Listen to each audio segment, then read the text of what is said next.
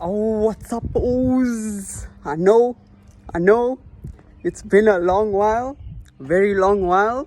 We have been busy putting this place together. Let's go see what project we're currently busy with. So we got a 323 E30 with a 325 engine here for a full restoration.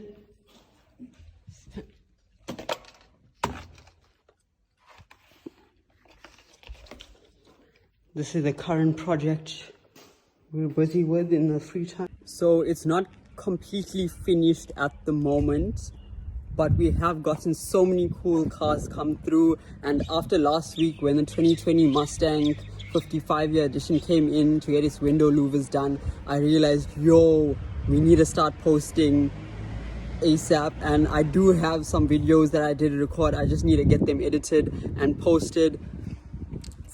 It's so tiring, man.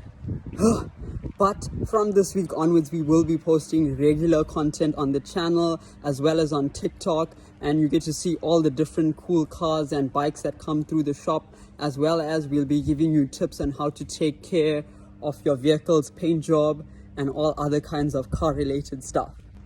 So I do look forward to making more content and posting regularly now. Officially, we have begun. And yeah, like and subscribe and all that other YouTube things.